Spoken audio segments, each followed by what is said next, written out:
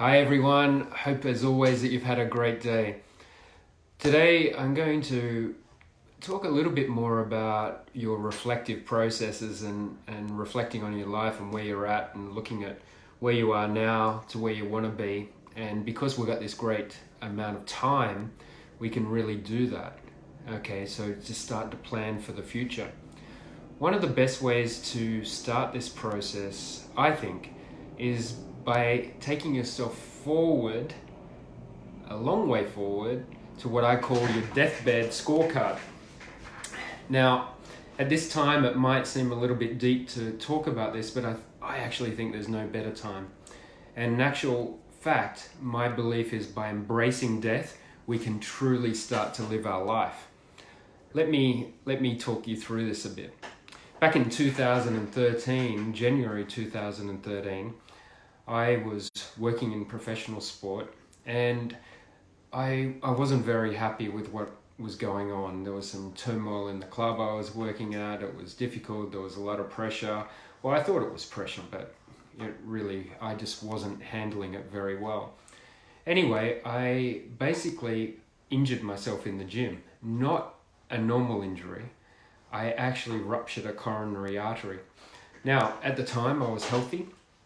I didn't have any predictors that this would happen, and I had no real idea that this was even possible.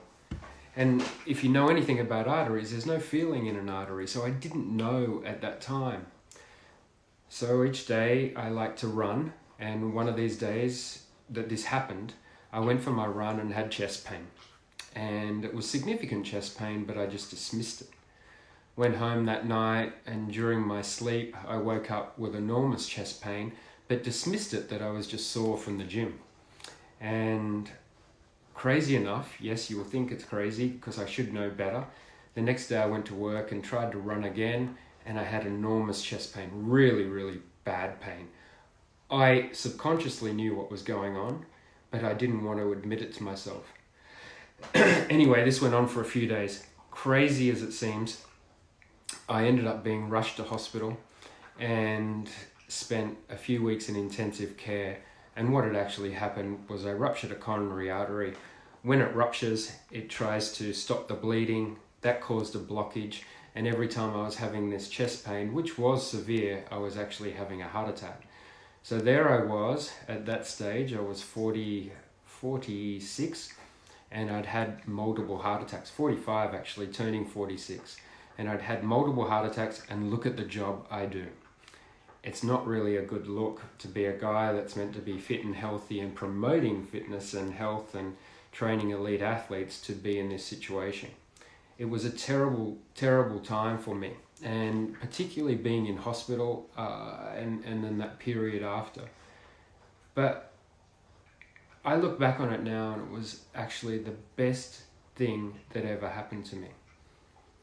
The reason being is I was living my life like many of us live it and thinking it's going to last forever. Thinking that the small things were difficult and those small things were causing me to be anxious and stressed and all that. The fact was I had a job that most people in the world would love to have, working in professional sport. And what was I upset about? I was upset that our team wasn't performing well. I was copying a little bit of the blame for that. It was just an unhappy time. But really, was it? I wasn't looking at the big picture. I had a wonderful family, wonderful children, wonderful wife. Everything was good, but I was not appreciating that. And see, with this that I had, it was actually called a spontaneous coronary artery dissection. Very few people have them, and a lot of people die with that. So I was very, very lucky. And in actual fact, I spent a couple of nights with enormous chest pain in intensive care, and one particular night where there was a death not far from me. Someone died during the evening. I had enormous pain, and I thought, I'm not going to live through this. And what really got to me was I didn't think that I was actually scared of dying, because when you die, you're dead. I don't think you really feel anything. What really got me was leaving my family and this overriding feeling is I hadn't done what I was meant to do. I had so much unfinished business. I had so much time that I had wasted. And I pleaded to have just some more time so I could make amends for this. It sounds strange, but I feel very lucky that I had that. And so from that, because when you sit there, and if some of you have actually been in that situation, and I hope you never have to be, and I hope what I say tonight can help you to live your life to the full rather than to wait for something like that to wake you up. But you start to go through a checklist of your life, and you start to think, really, am I at peace with these certain things? And that's when, as time went on, I started to resonate with this and reflect on it and realize it's all about a deathbed scorecard. And I've written about this a lot, and I talk about it a lot. And people don't want to talk about it and don't want to really listen, because us humans, you know what the biggest problem with us is?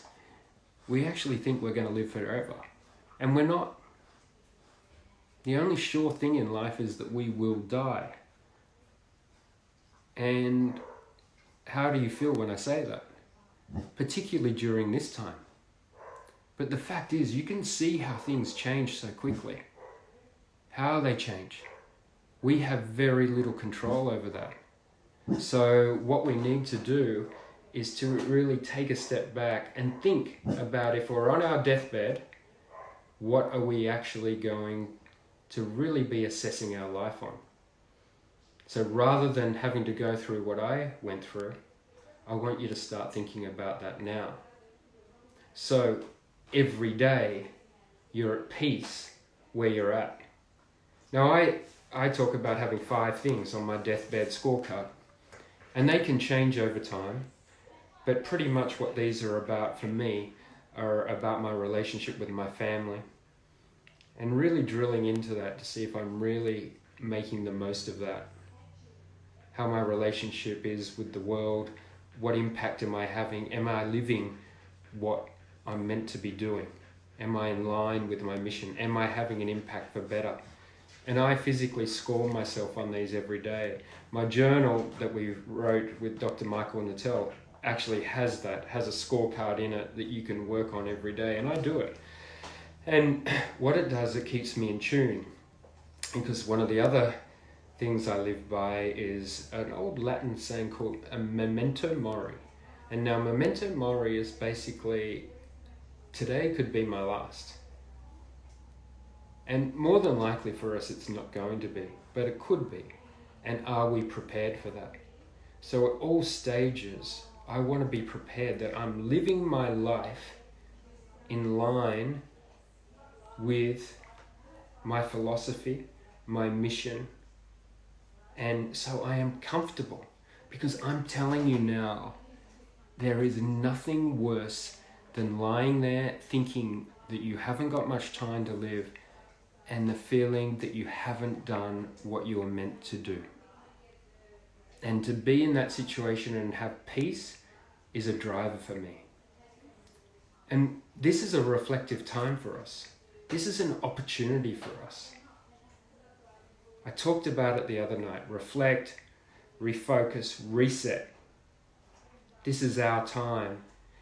And working out your deathbed scorecard will really enhance that situation. And will enhance you and help you move forward. I also talk about the Tombstone Tagline. What do you want written on your tombstone? Think about it. What is it for you that's important for you that you want to be remembered by? So for me, I love helping people and I love having a positive impact on the world. But if I do this and I don't have a positive impact in my own house, it means nothing. So it starts with that. So you might be out there now, confined and isolated with your family. And this is an opportunity for you to reconnect if there's been some disconnection. This is a great opportunity, because you know what? It's great to be fantastic to people that we hardly ever know, but what about the people that are closest to you? often we treat them the worst, and it makes absolutely no sense, because I guarantee you they're the ones that are going to have your back when you need it most. So think about these things. Think about the Tombstone Tagline. Think about the Deathbed Scorecard. And if you want any further information about this, please just contact me and I will help you as much as possible. I know it's a little bit deep, but trust me, it will really help your life. It will really, really help it. And in actual fact, it really helps you to embrace it and to move forward. And now, right now, there is no greater opportunity. Protect your mind from all the disruption that's going on and that negative media out there, and concentrate on yourself to get this right. Work on this, and then you can really go and help others. Anyway, please contact me. A lot of you have been. I enjoy getting your emails, and I will reply or contact me on social media to discuss this further. But just to recap, what do you want written on your tombstone? And if you are laying on your deathbed now, what are the things that you want to mark yourself against so you can say, yeah, I had a good life? Anyway, as always, thanks, and I'll speak to you again tomorrow.